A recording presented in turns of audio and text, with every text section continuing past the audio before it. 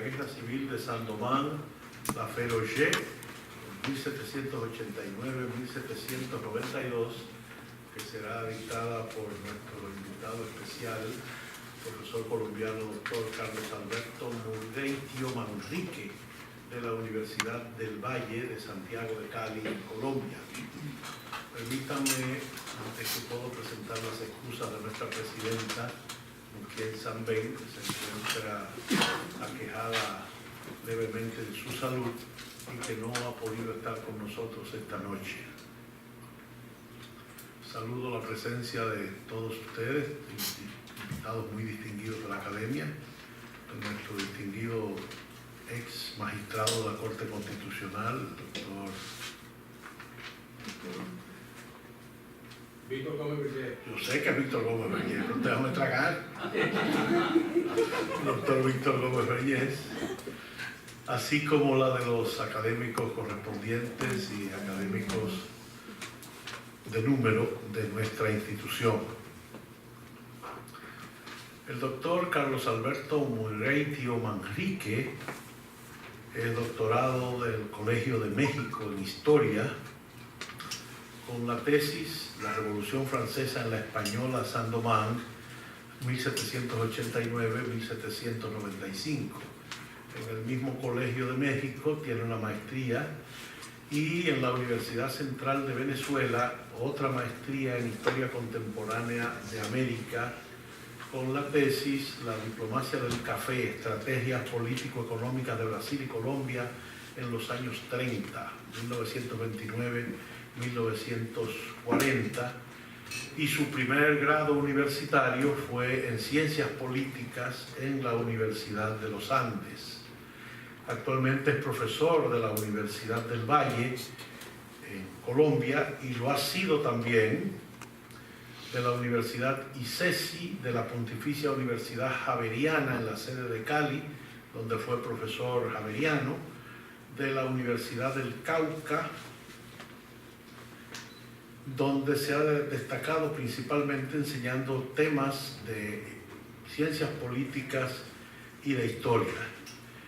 Su currículum académico es lo suficientemente amplio para darlo por conocido, porque como podremos apreciar en pocos minutos, el profesor Murgueitio Manrique domina cabalmente el tema que nos va a presentar esta noche. Así es que con Santo Domingo ante la Guerra Civil de Saint-Domingue, la Feroge, 1789-1792, recibamos al doctor Carlos Alberto Murgueitio Manrique de la Universidad del Valle.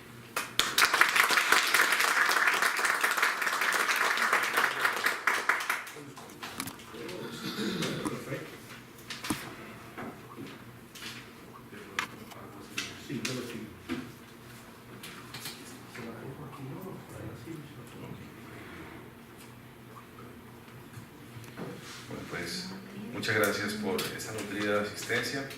Para mí es un honor volver a Santo Domingo después de 5 años. Especial agradecimiento a Miguel Durán,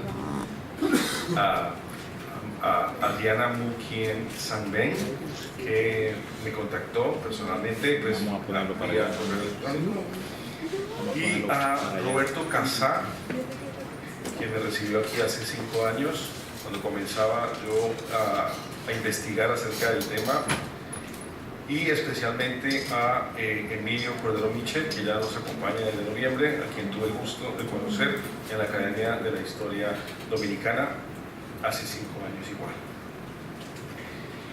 Es más fácil hablar en un público que no conoce acerca del tema, con un público que domina perfectamente este tema. Ya he hablado sobre esta parte de la tesis. Es importante tener en cuenta que esto es solamente una cápite del segundo capítulo de 5 capítulos que conforman la tesis. Esta ponencia que le entregué a la Academia de la Historia solamente tiene 33 páginas y la tesis doctoral es de 542 páginas. Eso es importante tenerlo en cuenta. ¿Por qué escogí este tema y no otro? Precisamente porque aquí comienza los efectos de la Revolución Francesa en el Santo Domingo español. ¿sí? Es precisamente con el affaire d'Auger que inicia, sin quererlo, Santo Domingo Español se ve afectado directamente por lo que está sucediendo en la colonia vecina. Es importante tener en cuenta que el gobernador de entonces, Joaquín García y Moreno, igual que los ministros, el ministro Florida Blanca en España, tienen muy claro que no quieren intrometerse en la guerra civil de San Domingo. Han apoyado una neutralidad y tratan de mantenerse neutrales en el conflicto de la colonia vecina. Ese conflicto de la colonia vecina, pienso yo, ha sido poco trabajado realmente, porque nos muestra la historiografía tradicional que el conflicto surge entre blancos y negros, pero es mucho más complejo el inicio del conflicto.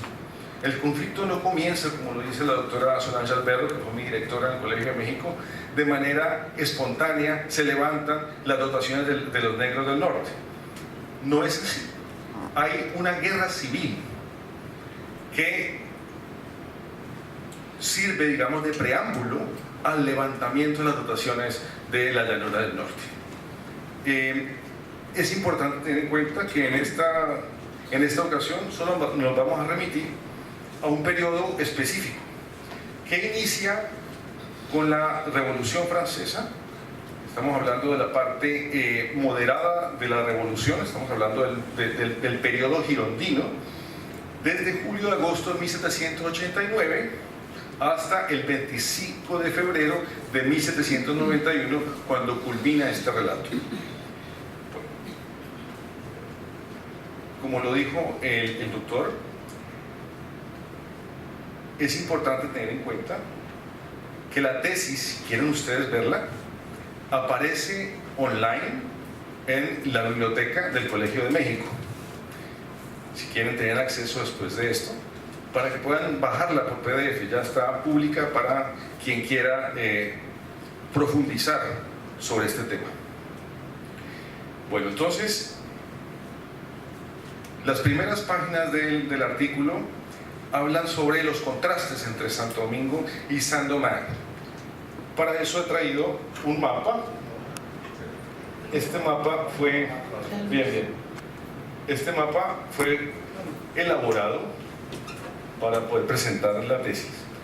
Y es importante porque aquí hay una zona que ya no es parte de la República Dominicana, que pierde con Haití en 1795, cuando culmina la Guerra de la Convención, y Toussaint Louverture hace una campaña en esta zona y finalmente termina siendo dominada por lo que es Saint-Domingue desde 1795.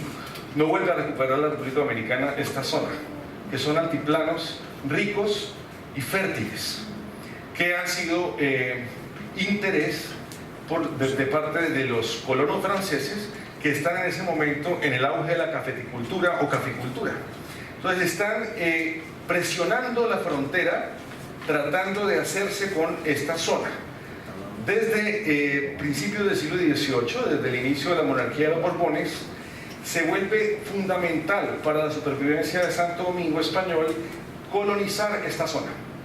Entonces, desde 1715 hasta 1789 tenemos un proyecto de colonización de parte de España de esta zona fronteriza con la zona más importante de la parte francesa, que sería esta llanura del norte, que va a ser destruida no en este momento, no este relato que hablaremos hoy, sino el 21 y el 22 de agosto de 1791, que se presenta el gran levantamiento de los esclavos del norte. Eso no llegaremos hasta allá, solamente pararemos el 25 de febrero. Acuérdense que el levantamiento inicia el 21-22, la noche del 21 al 22 de agosto de ese mismo año, 1791. Bueno, este mapa lo traigo para que veamos no solamente esta zona de la frontera, sino para hacer los contrastes. Estamos hablando de 2/3 de la isla dominada por España y solamente 1/3 de la isla dominada por Francia hasta 1789. Como ahora estamos hablando con los tutores, el problema son las proporciones. Estamos hablando que en el Santo Domingo Español hay una población de cerca de 72.000 personas, según el censo de 1388.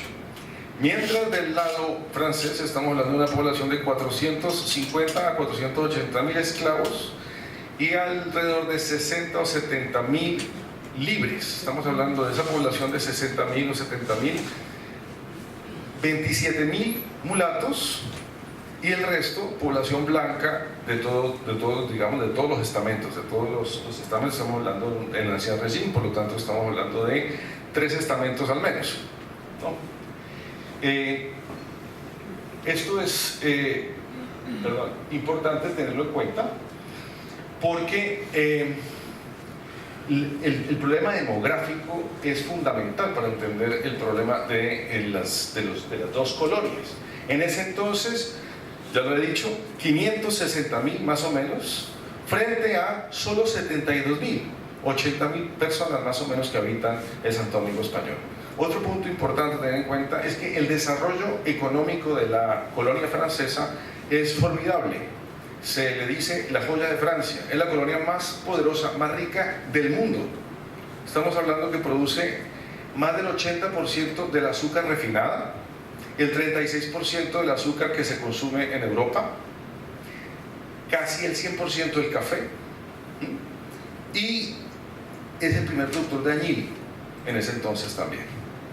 Mientras el Santo Domingo Español es una economía atera, vive de abastecer de carnes a la colonia francesa. Entonces hay una relación simbiótica en términos económicos.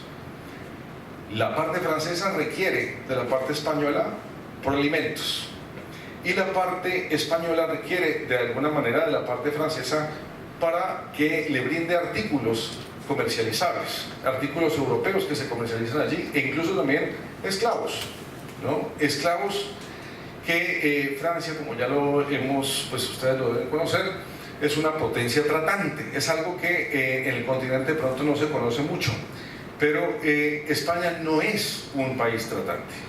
España compra esclavos a Holanda, a Francia y a la Gran Bretaña, pero no tiene presencia en África. La presencia en África será muy posterior, será en el siglo XIX, digamos que comienza con la Revolución. 1792 se funda la primera compañía tratante en La Habana para comercializar esclavos. Entonces, en ese entonces España no es un país tratante. Por lo tanto, los precios de los esclavos son muy elevados. Eso significa que los amos pues están obligados a tratar de buena manera a los esclavos. Son escasos.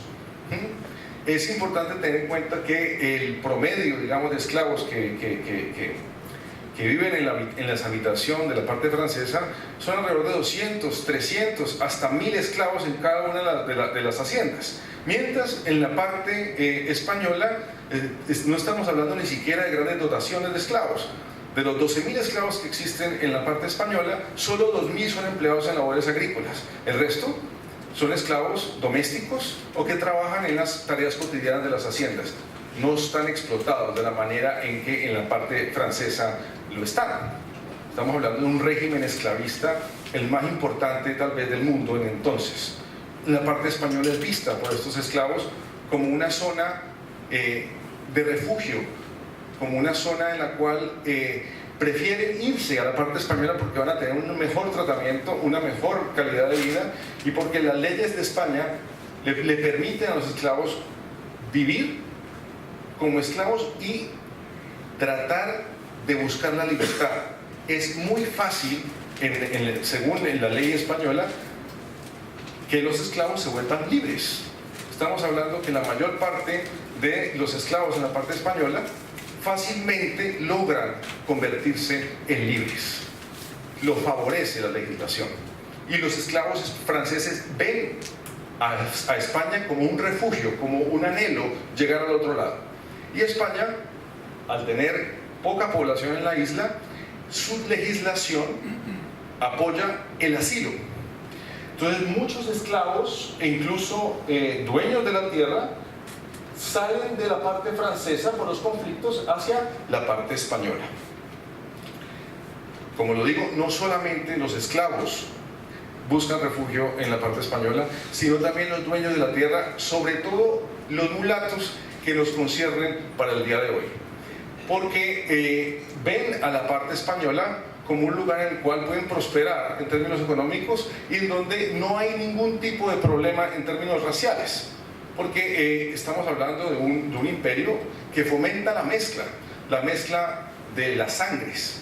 En la parte francesa sí existen mulatos, pero son minoría. Sí existen libertos, pero son absoluta minoría. Estamos hablando que cerca del 96%, 95% de la población, pues, de la población es, mejor dicho, 94-95% de la población es esclava en la parte francesa. En la parte española, la población esclava es muy ínfima. Si le hacemos caso al censo de 1788, de 72.000 personas, solo 12.000, o sea, hay 60.000 personas que son libres de todos los colores. Bien, entonces, las relaciones entre las dos colonias son una relación de simbiosis en términos económicos, se necesitan una y la otra, ¿no? En la zona de frontera, esta zona, que ha sido poblada muy recientemente, estamos hablando de 1715 a 1789, solamente es el 15% de la población de todo el Santo Domingo español. Solamente la población de Santo Domingo español de 72.000 personas es la población que tiene el valle de Artibonite, ¿sí? La parte importante de la provincia del oeste de Saint-Domingue, o los esclavos de esta zona son 100.000. Por lo tanto, hay más esclavos en la zona del norte de Saint-Domingue que toda la población combinada de Santo Domingo español.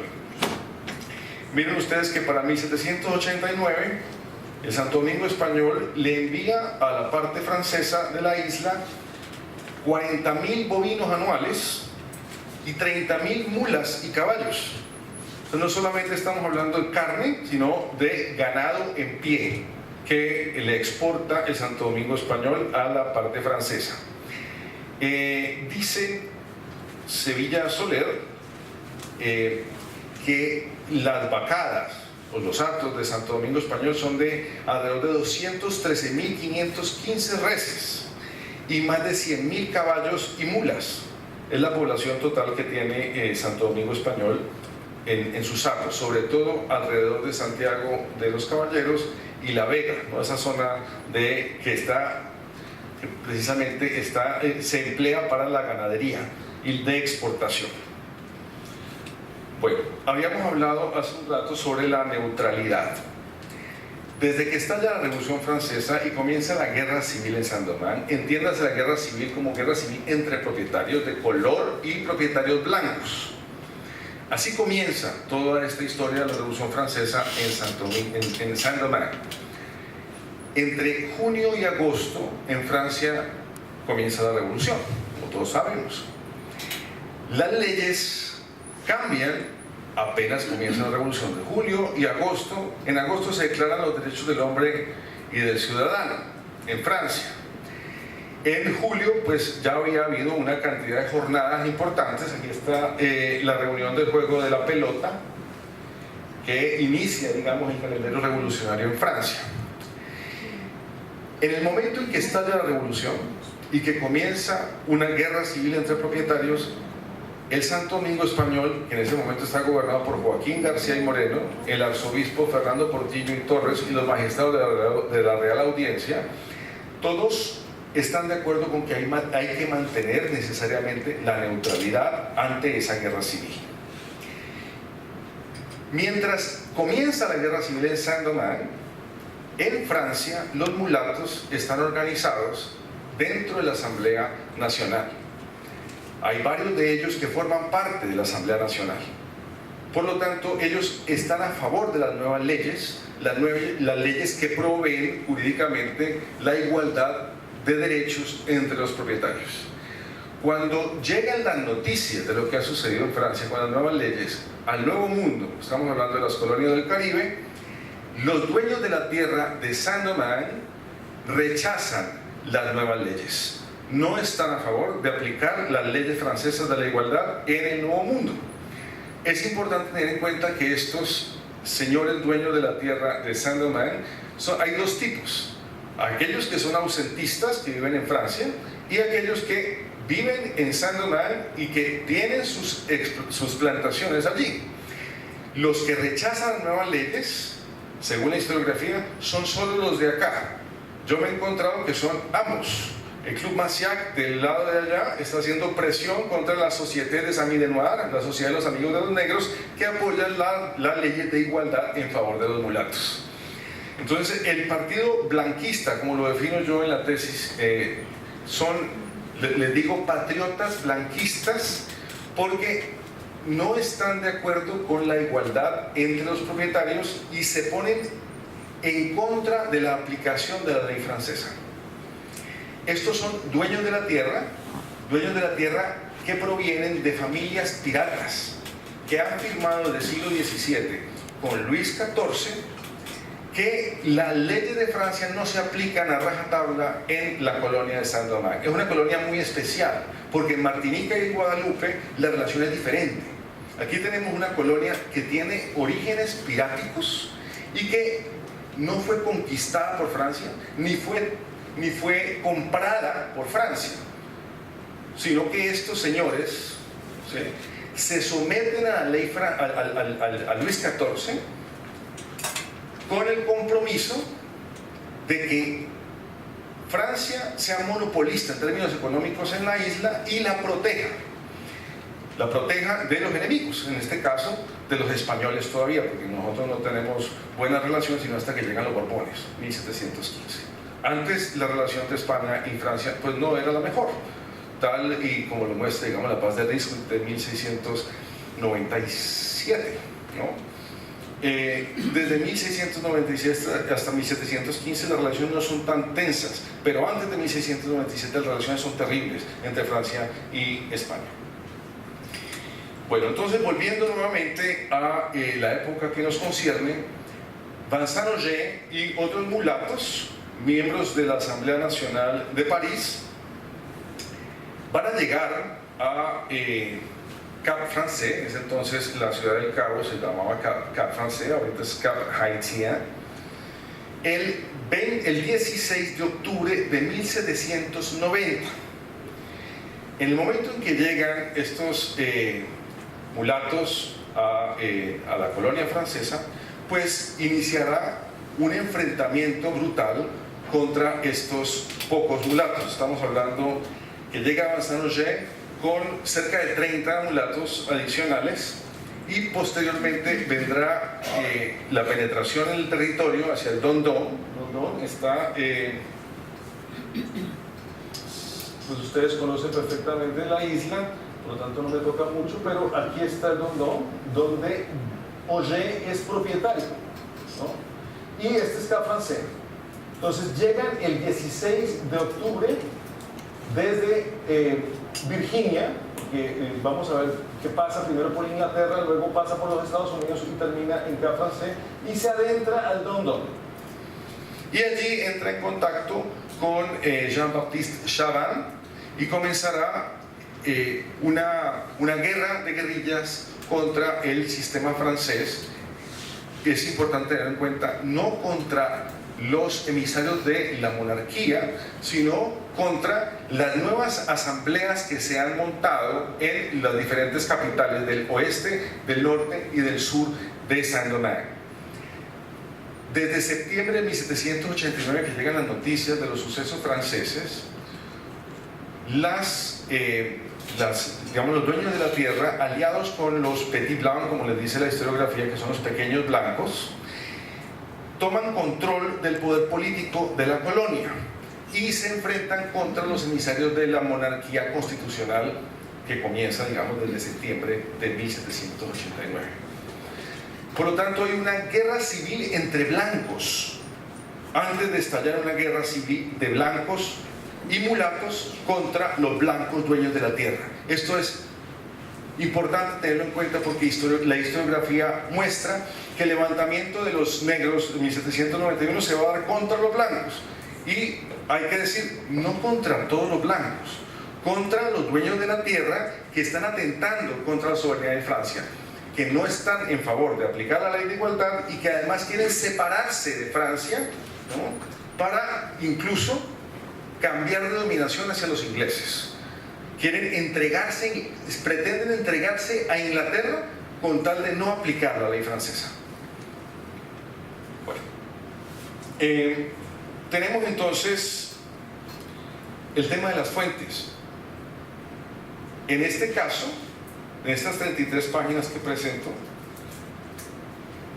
tiene que ver el legajo 1028, Fondo Gobierno, Real Audiencia de Santo Domingo del Archivo General de Indias, y el legajo CC9A4 de Les Archives Nationales d'Outre-mer de Aix-en-Provence.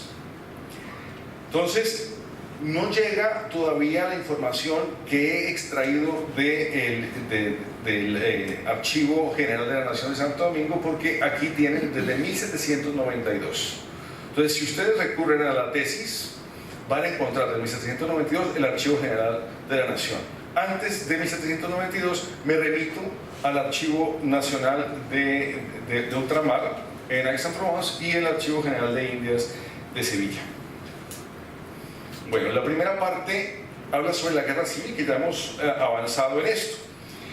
Son la distancia que hay entre Europa y las Antillas, también es importante tenerlo en cuenta, es alrededor de 40 días. Las noticias de los acontecimientos franceses llegan aquí en 40 días. En este caso estamos hablando sobre los acontecimientos de la toma de la Bastilla y del inicio de la revolución como tal. Pero posteriormente vendrán nuevas noticias que también tienen que ser tomadas en cuenta. Le he encontrado, no está dentro de esta presentación porque en términos cronológicos no entra, pero el levantamiento de los negros de la llanura del norte el 21 y el 22 de agosto de 1791 tiene mucho que ver con los incidentes de Varennes, con la captura de Luis XVI en la frontera de Francia con los Países Bajos austriacos, en este caso hoy Bélgica. El rey trata de huir y lo capturan y lo vuelven de nuevo a París. Esas noticias de la captura del rey y la prisión del rey se conocen 40 días después en las Antillas, y precisamente coincide del 20 de junio que capturan al rey en Varennes a el 21-22 de agosto que comienza el levantamiento de los negros. ¿Qué quiero decir esto? Que el levantamiento por ninguna parte, y aquí quiero dejar claro que James C.R.A. James de Trinidad, ¿no? Trinidad, la antigua colonia británica de Trinidad, y el mismo M.C. Saar están equivocados cuando hablan sobre este tema. No es un levantamiento republicano. Por ninguna parte he encontrado negros republicanos en los archivos. Están a favor del rey, quieren la liberación del rey, por eso se levantan, ¿sí? Y es tan interesante este tema porque finalmente estos negros que se levantan terminan formando filas con el ejército de Carlos IV. Quiere decir, formando filas con el ejército español del Santo Domingo español, ¿sí?, a favor de la dinastía de los Borbones. En ninguna parte a favor de ninguna república, a favor de ninguna libertad. Por lo menos no en el 1791. Tal vez más adelante, y eso solamente el caso de Toussaint. No conozco que Jean-François o Bissot, que formaron filas con Carlos IV, hayan buscado ninguna república ni ninguna libertad de los esclavos. Bueno, entonces, teniendo en cuenta que eso dura 40 días las noticias de Europa a América, pues el 14 de julio de 1789, 40 días después, en agosto de 1789, llega la noticia de la revolución acá francés, y apenas llega la noticia de la revolución, se arma el levantamiento de los blanquistas. Estamos hablando de los dueños de la tierra con los petit blancos, los pequeños blancos, que sería el pueblo o el populacho blanco, ¿sí? Importante tener en cuenta que les ofrecen la ciudadanía a todos sin importar si son propietarios o contribuyentes. En ese entonces no existía, ¿sí?, el derecho universal. Estamos hablando que solo son ciudadanos quienes tienen propiedad y quienes contribuyen al fisco. En ningún caso lo que sucede en Saint-Domingue. Los blancos, ¿sí?, los dueños de la tierra le otorgan derechos políticos a todos los blancos solamente por ser blancos. Le dicen las fuentes, la democracia del pellejo. Solo los blancos tienen derecho. Aquellos que son sangre mezclada, pues sencillamente quedan excluidos y segregados de este sistema. Es un sistema democrático solamente para el pellejo blanco. El resto, un sistema de segregación, prácticamente un apartheid. Antes, muchísimos años, estamos hablando siglos antes de que se gestara el apartheid en Sudáfrica.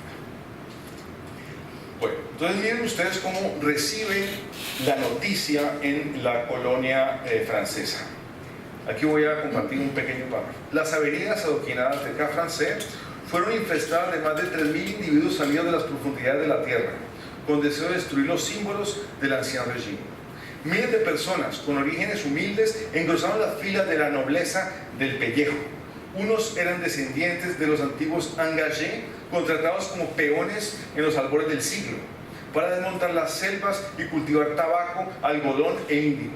Otros, provenientes de las Antillas de Barlovento, San Christophe, San Eustache, San Croix o de la península de Samaná, en el extremo oriental de la Española, que habían sido empujados hacia Saint-Domingue por los demás imperios coloniales, o eran hijos de migraciones más recientes, como los acadienses desde 1713 o los canadienses desde 1763.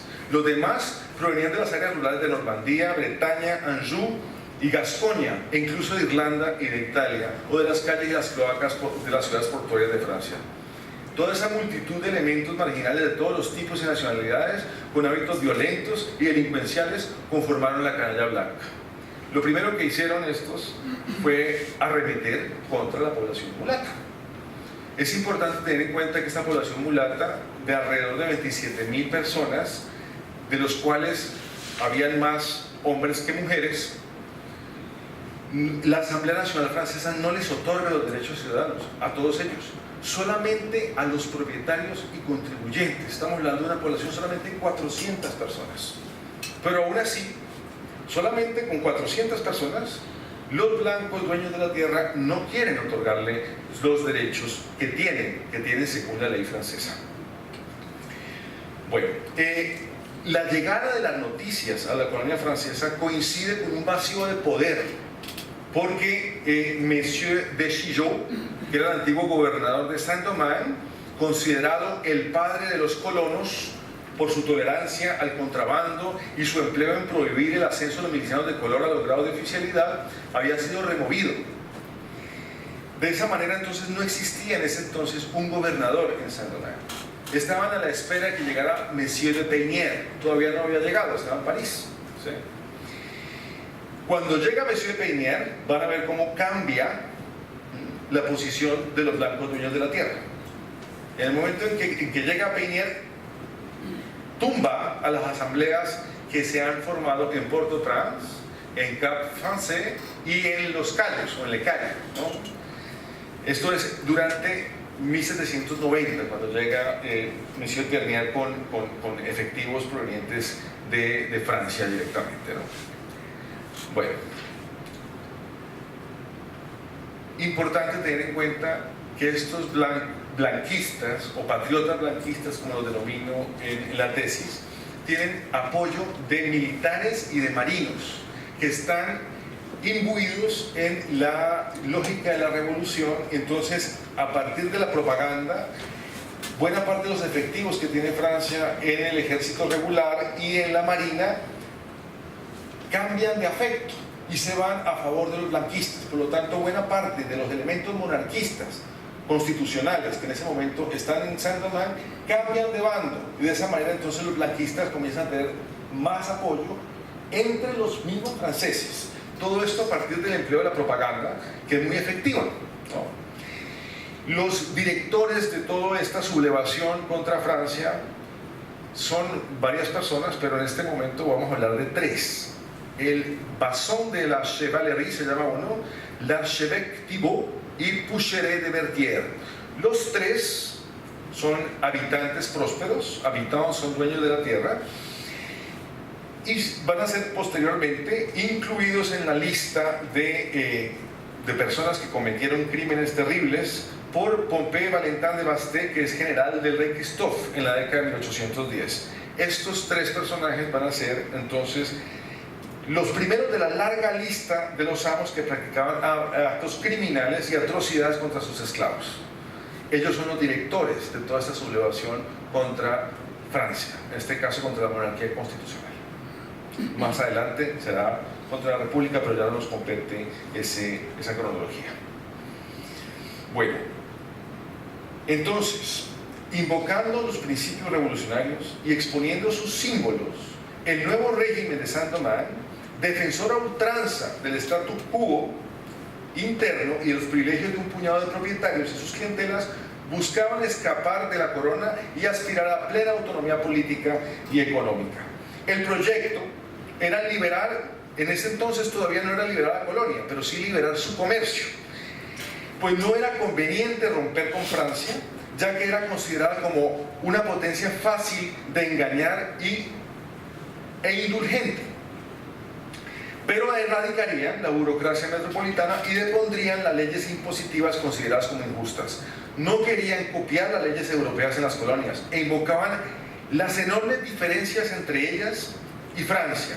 Criticaban los despilfarros de la corte de Versalles, su insaciable codicia y corrupción, y rechazaban cualquier intento de la metrópoli de obligar a las colonias a cubrir el déficit público, rehusándose a pagar las deudas que acumulaban con el comercio francés.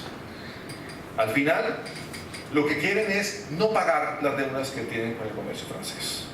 Y entonces invocan a esta rebelión contra Francia, ¿sí?, motivando a las masas blancas para que los apoyen en su proyecto. Lo primero que hacen, el 3 de diciembre de 1784 y el 23, lo primero que hacen es abrogar, tumbar las ordenanzas del 3 de diciembre de 1784 y del 23 de diciembre de 1785, que eran relativas a la ejecución de las disposiciones del Code Noir. Esto es importante tenerlo en cuenta porque el Código Negro, ¿sí?, funcionaba a favor de los esclavos. El Código Negro de Luis XIV protegía, así como la ley española, a los esclavos, ¿sí? Entonces lo primero que hacen cuando estos toman control es acabar con las disposiciones del Code Noir y de las ordenanzas de Luis XVI, que apoyaban de alguna manera esas intenciones de Luis XIV, ¿no? Piden la restauración del Consejo Superior del CAP, que había sido abolido por haber estaba formado por blanquistas antes de la revolución y había sido investigado por la corona porque no estaban cumpliendo la ley, precisamente el Code Noir. Entonces lo que quieren es restaurar nuevamente el Consejo Superior, que había sido suprimido desde 1788, y invocaban, lo que deseaban era que la metrópoli no se inmiscuyera en los delicados asuntos coloniales, que ninguna ley emitida por la Asamblea Nacional o cualquier otro organismo que le sucediese relativa a la igualdad política de la gente de color o de la esclavitud tuviese efecto inmediato en Saint-Domingue. Bajo ningún motivo estaban dispuestos a tolerar la intervención de los agentes de la monarquía, ni de los diputados coloniales radicados en Francia en materia privada. Interpretaban los principios de igualdad proclamados por la Asamblea Nacional como atentatorios a la paz. Tenían lo peor para la colonia ante la posibilidad de que la gente de color accediera a las asambleas parroquiales y a otros cargos de representación, y trataron de preservar su dominio alejado de las corrientes subversivas francesas. Estaban acostumbrados a manejar a Saint-Domingue en función de sus intereses y trataron de mantener su supremacía apelando al fanatismo y a la ignorancia de las masas. Trazaron, como ya lo dije, una línea de demarcación impuesta por el color. De esa manera, entonces, importante tener en cuenta que el gobierno rebelde, ¿sí?, de los blanquistas va a conformar una asamblea separatista en la ciudad de Saint-Marc. Saint-Marc está aquí. Esta es la capital rebelde, ¿no? Esta capital sucumbirá más adelante en 1790, pero se mantendrá, ¿no?, subrepticiamente, clandestinamente, las fuerzas conspirativas, y no solamente hasta 1791 que nos compete, sino mucho más adelante. Para quienes les interese leer la tesis, utilizo el concepto del psicoanálisis, la pulsión de muerte, porque realmente en términos de números era imposible para los blancos dueños de la tierra ganar una guerra de estas, ¿sí? Aún conociendo que era imposible ganar esa guerra, siguieron promocionando la guerra. Era un suicidio prácticamente lo que hicieron, y destruyeron la colonia. No son los negros que se levantan en agosto de 1791 quienes destruyen la colonia. Terminan completando la obra que ya habían iniciado estos en medio de la guerra civil, los blancos y los mulatos. Bueno, entonces, lo primero que hacen en septiembre de 1789 y octubre de 1789, arrasan con los líderes mulatos y los blancos que estaban emparentados con ellos. Escogen algunas figuras y cuadros de la monarquía constitucional que estaban apoyando la ley de igualdad y arremeten contra ellos. En las tres provincias de Saint-Domingue se presentaron incidentes vejatorios e inhumanos. Las primeras víctimas fue el conde Charles de Lameth y el anciano senescal Ferrand de Baudière, sentenciado a prisión por el comité parroquial de Petit-Goâve, en el sur, y linchado por la turba, seguidos por el mulato Zenit Dobson. Luego se presentó el asesinato del general Guillaume Labadie en la parroquia de Acaen y la masacre de Jacmel. En Port-au-Prince, el procurador general Monsieur Lamardel sufrió un atentado, y en Cap-Français se linchó al mulato Lacombe, quien había demandado a la Asamblea del Norte el estricto acatamiento de la Declaración de los Derechos del Hombre y del Ciudadano. Fueron arrestados el magistrado Monsieur Dubois, que había insolentemente repetido en público que la esclavitud era contraria a los principios de la moral universal, y el boticario del rey Monsieur d'Artaud, fundador del círculo de los Philadelphiens du Cap, el notario general Grimperel y el ordenador Jardin.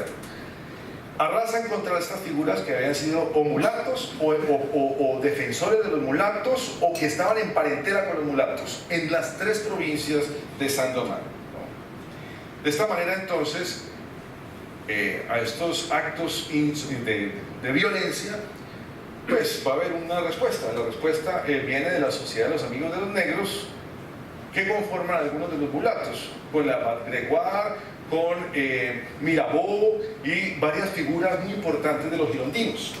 Entonces, el rechazo a este tipo de prácticas hace que 400 porterones y mulatos, hijos legítimos de padres franceses y grandes propietarios de Saint-Domingue, que habían sido educados en las academias francesas, que eran tributarios y súbditos ilustres de la corona por sus servicios militares en la última guerra es la guerra de independencia de los Estados Unidos de América. Muchos de ellos son veteranos de la guerra de independencia de los Estados Unidos de América, estrechamente vinculados con el Estado y con la religión, y adeptos a los sentimientos patrióticos que los unían a la metrópoli, se organizaron y nombraron sus delegados en la Asamblea Nacional.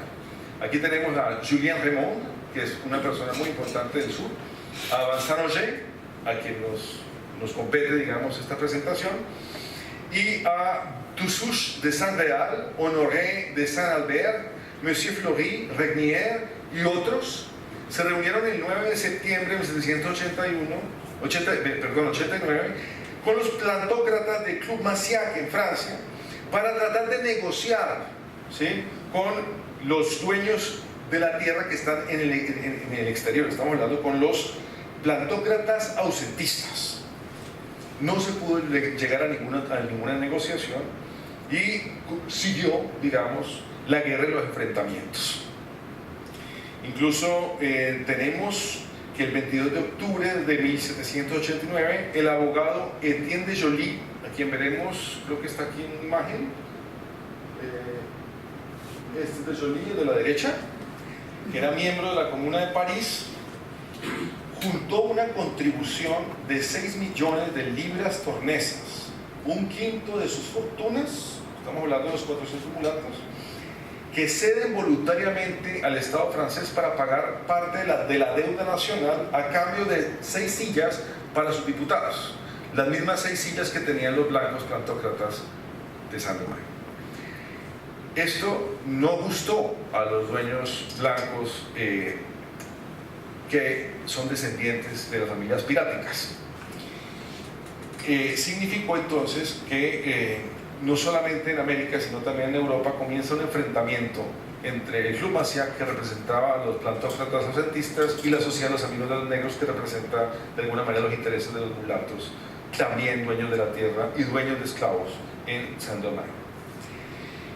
Lo que pude comprobar es que, pese a que los vean como con enemistad a los dueños de la tierra que están en Francia, los dueños de la tierra que están en la colonia, por debajo de cuerda ellos tienen comunicación y se escriben unos a otros, están coordinados, y la coordinación es para frenar cualquier posibilidad que tengan los mulatos de conectarse, de comunicarse, los mulatos de Francia con los mulatos de Saint-Domingue.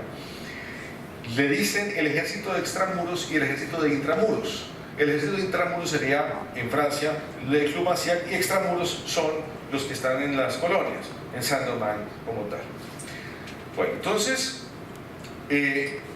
estas redes de actividad entre los dueños de la tierra que están en Francia y los dueños de la tierra que están blancos, que están en Saint-Domingue, lo que encuentro es que hay una coalición, están coaligados en ambos lados del océano, y el objetivo es el de aislar al dominio antillano, entorpecer y retardar el flujo de información que reciben de Francia y evitar la salida de los apóstoles librepensadores de la secta impía y criminal, entre comillas, encargada de transportar la destrucción a todas las regiones habitadas. La destrucción es que la ley de la igualdad. Para los dueños de la tierra blancos de Saint-Domingue, esto es la destrucción, ¿no? Pues, las leyes de la igualdad como tal. Bueno, estos apóstoles de la igualdad, ¿no?, son los 400 mulatos a los cuales me referí. Vincent Ogé tenía 34 años cuando llegó a Cap Français, cuando incursiona en Cap Français. Era amigo personal del abad de Gregoire y del general Lafayette, ¿sí? Era heredero de uno de los mulatos más ricos de Saint-Domingue, dueño de una hacienda dedicada al cultivo y producción de café en Dondon, ubicada a 30 millas al sur de Cap Français. Desembarca con un grupo de 30 sujetos el 16 de octubre de 1790. Vuelvo a poner el mapa para lo tengamos. Desembarca, ya lo dijimos, en el Cap. Y se mete en el Dondon, se introduce en el Dondon. Aquí tenemos la imagen de Ogé, de Vincent Ogé. Y esta es la imagen del colega Charan, al cual hablaremos ahora. Bueno, entonces, estas 30 personas que llegan a Saint-Domingue son vistas por los blanquistas como agitadores que vienen a proclamar los evangelios impíos de la Sociedad de los Amigos de los Negros. En realidad, según las fuentes, no solamente tenemos los proyectos de Ogé en el norte, sino que al mismo tiempo un tal Robert estaba destinado al oeste y Foréol estaba destinado al sur. Y cada uno estaba acompañado alrededor de 30 personas. Unos tenían 28, los otros 30. Y el proyecto era distribuir a estas células, ¿no?, en las 3 diferentes provincias para comenzar una sublevación de los mulatos en favor de la aplicación de la ley de igualdad. El objetivo estaba trazado por los filósofos de la Sociedad de los Amigos de los Negros, que habían dispuesto dinero y letras de cambio para financiar tal empresa. El proyecto era remover las monstruosas injusticias y los absurdos prejuicios de las Antillas e imponer por la fuerza la aplicación del decreto del 8 de marzo de 1790 y las instrucciones del día 28 de marzo del mismo año, basadas en las doctrinas de la igualdad y en los imprescriptibles derechos del hombre fundados en la naturaleza y el contrato social. Ogé sale de Francia en mayo de 1790 tras permanecer allá 18 meses, y había sido detectado por los espías del Club Massiac, quienes ya conocían del proyecto. Se dirige primero a Londres, donde permanece alrededor de un mes. Allí recibe el apoyo en persona de Wilberforce y Clarkson. Los dos son diputados a la Cámara de los Comunes y son miembros de la filial de la Sociedad de los Amigos de los Negros en Inglaterra. Luego desembarca en Charleston, Carolina del Sur, donde se provee de armamentos y municiones necesarias para la aventura. Estamos hablando de 10.000 rifles y 5.000 pistolas. A su llegada al Cap, el arsenal tuvo que ser escondido en algún lugar. Lo que me he encontrado posteriormente, en la época después, es que ese arsenal va a ser utilizado por Sotonax y por Verel el 20 de junio de 1793, en el momento en que abren las compuertas de la ciudad y dejan entrar a 10.000 negros para arrasar con los blanquistas y el nuevo gobernador Galbaud. Me he encontrado que Galbaud era jacobino y no estaba a favor de la aplicación de los derechos de la igualdad. Quienes están a favor son los girondinos, no los jacobinos. Otra cosa que es muy importante tener en cuenta. Bien, entonces luego Vincent-Auger se internó junto a sus acompañantes en el Dondon y en la Gran Rivière, donde los mulatos eran numerosos, adornados con un uniforme y espada, portando la divisa de coronel y la cruz de San Luis, además de la Orden del Mérito de León, que no cualquiera portaba esas insignias. En Dondon se encuentra con el cuarterón Jean-Baptiste Chaban, lo tenemos a la derecha, que era un hombre fiero e intrépido de 42 años, antiguo dragón y veterano en la batalla de Savannah. Juntos levantaron un campamento a 15 millas del Cap, desde donde Auger escribió al gobernador Monsieur de Peynier, que acababa de llegar, reprochándole de incumplir con las disposiciones de la Asamblea Nacional y proclamándose defensor de la causa mulata y anunciándole la intención de levantarse en armas. Allí permanecieron en la clandestinidad por 2 semanas hasta que el 28 y el 29 de octubre entre 250 y 350 mulatos armados descienden de las alturas para efectuar reconocimiento de las parroquias de la llanura. Se entrevistaron con varios de sus semejantes hechos esclavos y los liberaron, y al mismo tiempo desarmaron, injuriaron y amenazaron a 30 gerentes y capataces blancos de las habitaciones, o sea, de las propiedades o las haciendas. Vincent-Auger no estaba de acuerdo con utilizar la violencia, pero estos muchachos que lo acompañaban atacaron. Chaban atacó a un antiguo gerente, Sicard, que era un rival en el comercio de las bestias, y permitió el pillaje y el saqueo de esa propiedad. Hechos similares se registran en las haciendas vecinas, donde blancos y mulatos se han rehusado al reclutamiento y fueron asesinados. De esta manera, entonces, estos levantados, digamos, o estos rebeldes, comienzan a ser criminales para Saint-Domingue.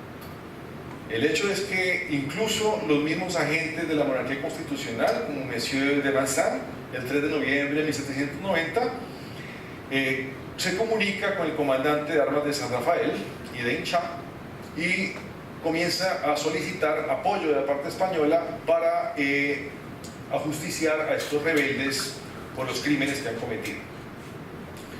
Finalmente, entonces, estos son hechos delincuentes para la ley de los blanquistas e incluso para los agentes de la monarquía constitucional son acusados de asesinato y de crímenes de lesa majestad por conspirar contra el orden vigente en Saint-Domingue y por los excesos que cometieron. Entonces ellos, los franceses, dicen que deben ser tratados como reos comunes y no como refugiados políticos, y por lo tanto no tendrían derecho a ser asilados en la parte española. Incluso el marqués de Rouvray, que es mariscal de campo de la parroquia de Terrier-Rouge, está de acuerdo con lo que dijo Monsieur de Vincent y los piden en extradición, ¿no? Dicen ellos, los franceses, que esto era tan solo una parte de la gran conspiración internacional orquestada por las sectas radicales del Parlamento de Londres y los congresistas de Nueva Inglaterra, pregoneros de una filosofía falsa, esto está en comillas, que pretendía destruir los cimientos del reino y que amenazaba también a España, infectando las cabezas de los ministros y de los príncipes. Envían entre 800 y 1500 hombres en contra de estos 250 o 350 rebeldes, y comienza la persecución a estos mulatos en la zona de la frontera. 60 de ellos fueron capturados y otros disipados y dispersados hacia las montañas.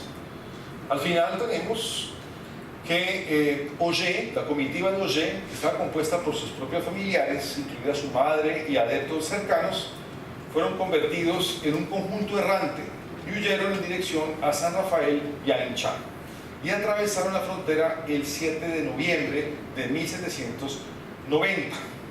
Según los testimonios de Jean-Baptiste Chaban, el grupo de Auger estaba compuesto por al menos 24 personas, entre los que figuraban dos hermanos, Joseph y Jacob,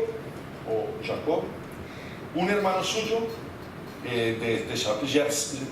Jacinto Chaban, o sea, un hermano de Chaban, el sobrino Joseph, los hermanos Joubert, Pedro y Juan Bautista, propietarios de una hacienda de café en Gros-Morne y dedicados a los oficios de albañilería y carpintería. El comandante de la población de San Rafael, Francisco Núñez, y el capitán Antonio Araujo los detienen y los desarman. Les quitan 24 escopetas, 6 cartucheras y municiones, y le niegan el asilo. Acuérdense que ya había comunicación entre la parte francesa y la española, y los envían a Santo Domingo como reos. ¿Sí? Ellos se defienden y proclaman fidelidad y vasallaje al rey Carlos IV y se someten a la ley de España de manera voluntaria. Chaban no fue aprendido en esa comitiva, sino que fue aprendido solo, en compañía de un joven esclavo que se había separado hacía varios días del grupo principal de Auger, y entró al lado español por la noche, por la sierra de Bonsejour, hacia la vereda del Zurdo, por donde había cruzado el río limítrofe y llegado a Incha. Una vez allí, se dirige a la casa del capitán Antonio de Araujo, y después de entrevistarse con el oficial, se desarma voluntariamente, entrega 4 fusiles y un par de pistolas e implora asilo y protección, y se somete de manera voluntaria al rey de España.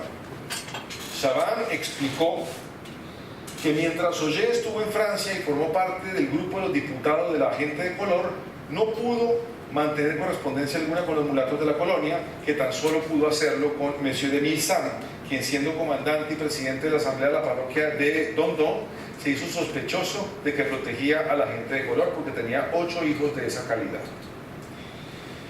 Al final, entonces, el lado español es visto por estos mulatos como la solución más importante, ¿no? Al introducirse el lado español piensan que España les va a dar asilo y que van finalmente a poder negociar, ¿sí?, su admisión incluso como militares dentro del ejército de Carlos IV. ¿Cuál es el concepto que tienen estos mulatos franceses del lado español? Bueno, pues el lado español era, como lo dijimos al principio, pero lo dijimos para los esclavos, los mulatos tenían al lado español como alta estima, admiraban la humanidad con que su legislación los miraba y protegía a todos los vasallos por igual, sin importar el color. No había distinción de calidades ni de estados. ¿Sí? Su visión, demasiado amable hacia España, tal vez nutrida de un interés estratégico en respuesta a esas circunstancias específicas que enfrentaban el lado francés, defendía la tesis de que aquí, o sea, en Santo Domingo Español, al otro lado de la frontera, las diferencias entre los blancos y los negros eran moderadas, y todos los hombres, incluso los esclavos, eran reconocidos como hijos de la misma especie y animados por el mismo espíritu. Eso es importantísimo tenerlo en cuenta. Mientras España se involucra dentro del proyecto de la evangelización de los esclavos, y a todos los reciben como humanos en la parte francesa, no en la ley francesa, en la parte francesa, en la colonia francesa, no son reconocidos ni siquiera en su grado de humanidad. Eso es importante. Según los mulatos y los libertos, en el Santo Domingo Español se les repartían premios y distinciones a sus semejantes, producto del mérito y de modo y proporción a su número. Aseguraban que, sin perder de vista el respeto y la distancia, los españoles dispensaban un trato afable, cordial y cariñoso, y los ponían a su lado, y se sentaban en la misma mesa a aquellos que se hacían acreedores y dignos de atenciones. Ya estamos por terminar. Al final, entonces, el último de los acápites sería el affaire d'Auger, que es lo que sucede con estos reos. Bueno, pues son llevados a Santo Domingo, o traídos a Santo Domingo, y se le practican inquisiciones. No estamos hablando de Santo Oficio, estamos hablando de unas entrevistas que le practica la Real Audiencia y el gobernador y el arzobispo. Las autoridades españolas reconocen que no hay ningún rastro de odio hacia España, de ningún tipo de... que no hay ningún atentado que pudiese ofender a la ley de España. ¿Sí? Es lo que dicen al principio, ¿no? Y se le nombra un abogado defensor que será Pedro Catani. Y Pedro Catani comienza a defenderlos dentro de la Real Audiencia, pero es importante tener en cuenta que España está entre la espada y la pared. ¿Por qué? Si España los protege y les da asilo, el problema va a ser con Francia. Estamos hablando o con los blanquistas o con la monarquía constitucional, que ambos lo están pidiendo en extradición. Pero si no les da el asilo, los mulatos en el futuro pues no van a confiar en España. Entonces España se pone, o Santo Domingo Español está entre la espada y la pared con esta situación. Le cayó, ¿sí? Esto encima.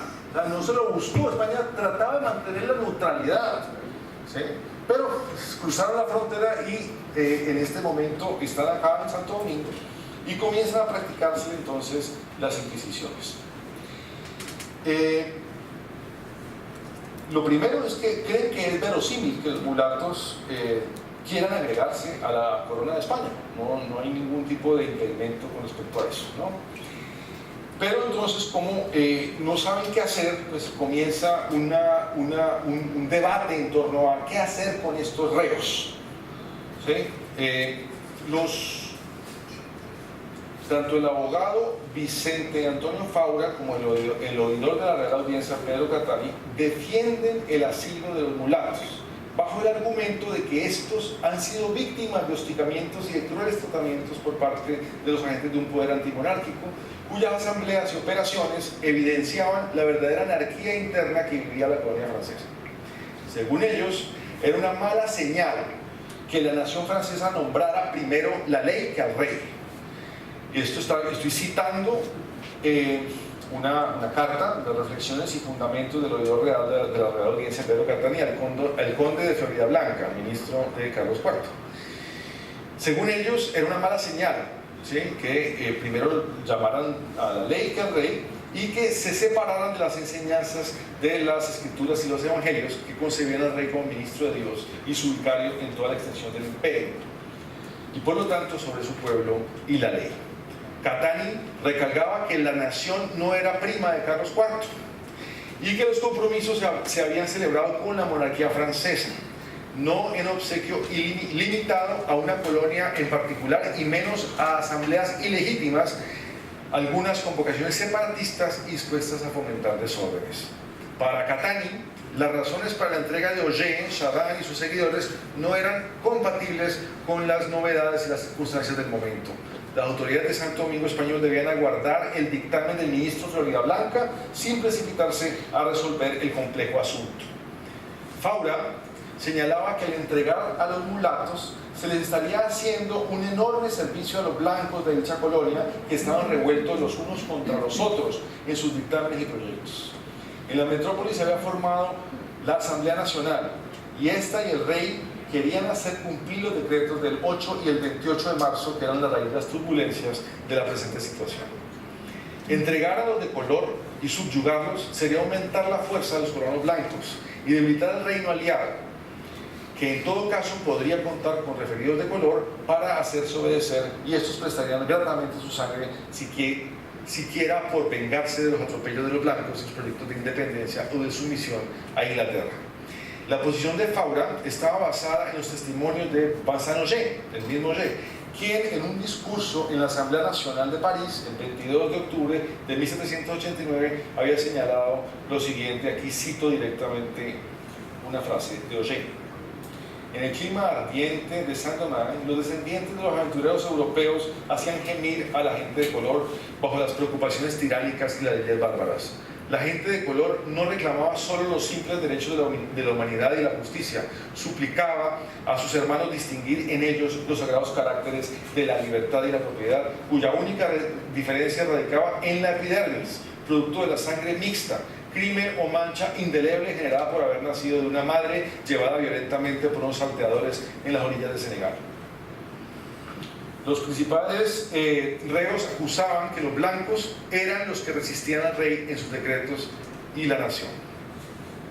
Entonces el nuevo gobernador de Blanchland, ¿sí?, presionado por los blanquistas, pide en extradición oficialmente a estos reos. Los pide al gobernador general, el capitán general de Santo Domingo, Joaquín García y Moreno. Finalmente pese a todos estos debates que se han llevado a cabo dentro de la Real Audiencia y con el gobernador, termina cediendo el gobernador Joaquín García y Moreno para no tener problemas con sus homólogos franceses de parte de la colonia vecina. Entonces, Joaquín García y Moreno, el 21 de diciembre de 1790, decide entregar a los 26 mulatos.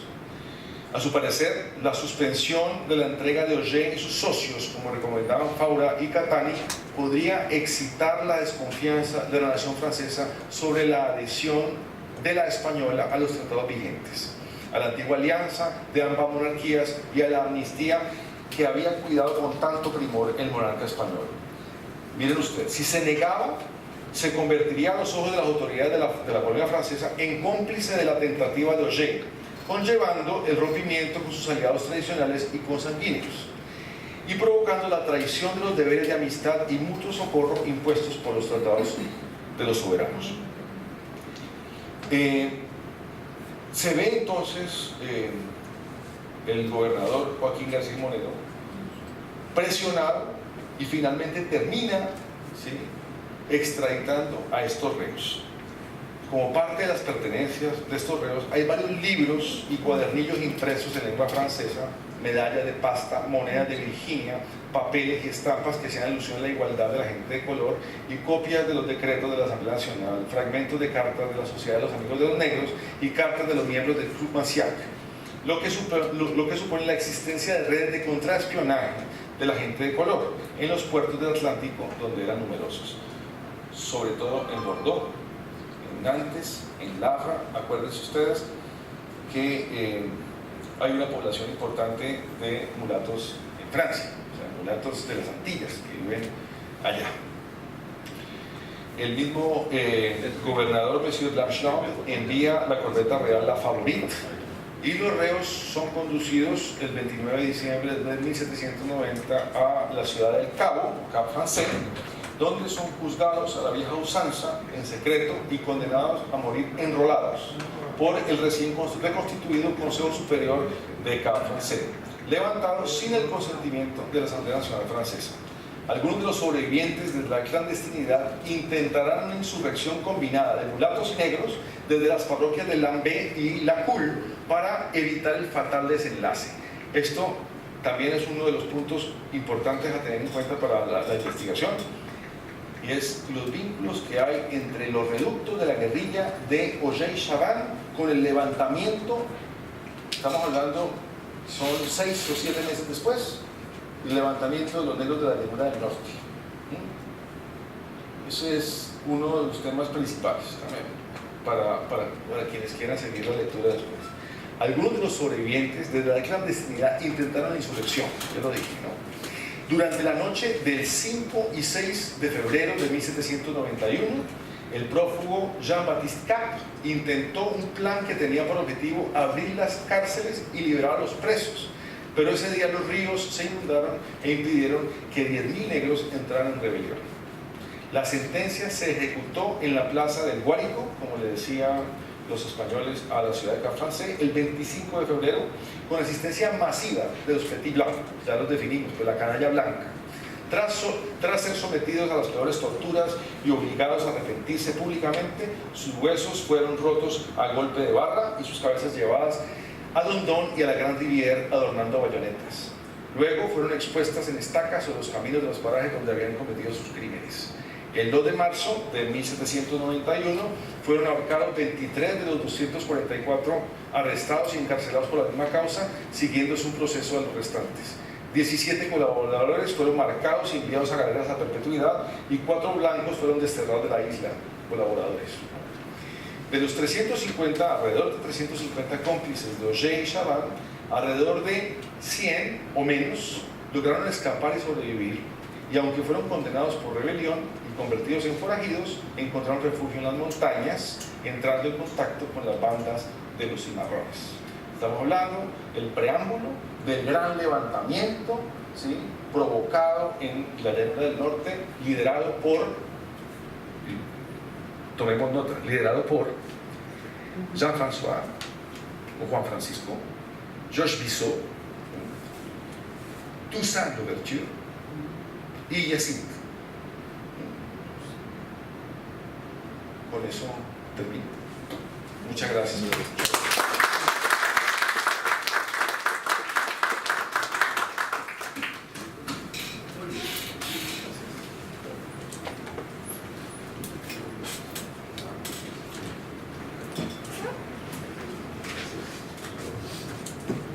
¿Preguntas? Como siempre tenemos un turno para algunas preguntas.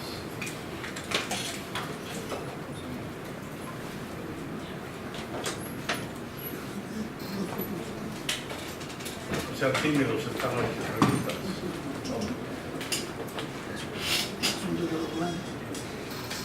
Bueno, si todo está tan claro. ¿Me podrías la referencia de la tesis para tomar nota para buscar? ¿Podría dar la referencia de la tesis? Claro. Mira, te metes en la página web del Colegio de México. El Colegio de México, la página web. ellos tienen en este momento, digamos, los derechos, porque entregué la tesis el 16 de mayo del 2018, todavía no se ha cumplido un año. Entonces puedes meterse a la biblioteca del Colegio de México y poner o Carlos Alberto Murgueritio Manrique, y ahí saldrá, o la Revolución Francesa en la Española, Saint-Domingue, Santo Domingo, 1789-1795, y allí la pueden bajar por PDF y la pueden leer sin problema. Gracias. ¿Alguna otra pregunta?